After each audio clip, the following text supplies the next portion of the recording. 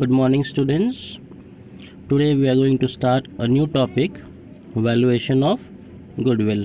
Now, a question may arise in your mind that what is goodwill? So, let me clear it.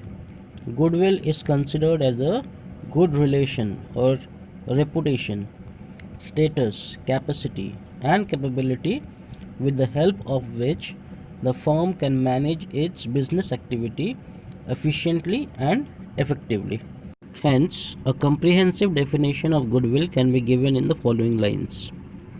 Goodwill is one type of intangible fixed assets of an entity on the basis of which the said entity can earn additional profit as compared to the competitors in the industry. Next, we have the factors affecting the value of goodwill. Number 1. Location of the business entity. A firm can enjoy additional goodwill due to the locational advantages of the firm. For example, Moa of Jayanagar or toys made of earth in Krishnanagar.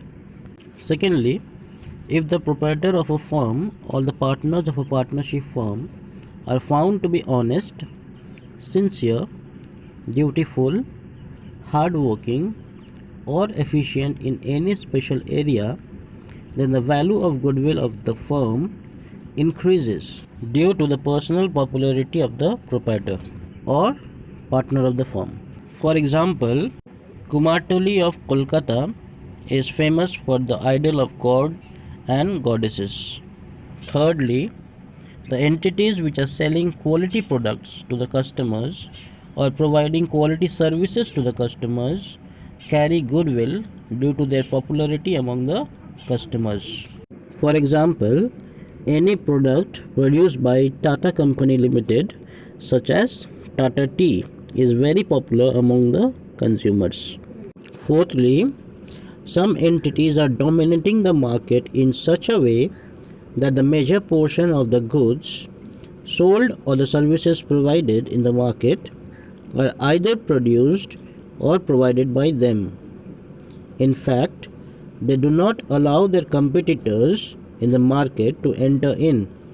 Fifthly, the goodwill of an entity largely depends on the nature of the customers. Some customers are very fond of the entity itself and they are not concerned about the proprietor or owner of the entity. Again, few customers are concerned about the owner or the proprietor of the entity. Whatever product the entity is producing or whatever service the entity is providing are liked by this type of customers. However, there are some customers who are not at all concerned about the entity or the owner of the entity. Their main focus is on the quality of the product they are supplying or the service they are providing. Sixthly, if the entity is managed by efficient managers, then it will grow gradually and it will be able to earn additional profit as compared to the normal profit earning capability of the competitors in the market. The next factor that affects goodwill is time. The length of the time period also helps a firm to increase its value of goodwill. It is said that the goodwill of those entities are more which are usually old and established a long time back. Lastly, attractive advertisement and publicity in a number of cases helps an entity to increase the value of goodwill of its own. Capacity to earn extra profit helps an entity to create goodwill. For this reason, goodwill is considered as a fixed asset of an entity. However, the nature of goodwill is not similar to the types of fixed assets. Hence, the nature or the features of goodwill can be outlined in the following way. Number 1. Intangible asset.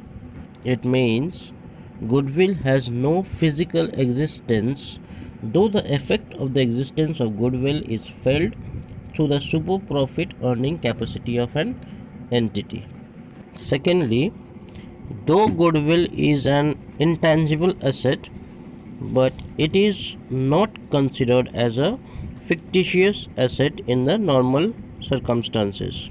However, the entities which are suffering loss at present, and if these entities are showing goodwill in their balance sheet, that is a clear example of fictitious assets.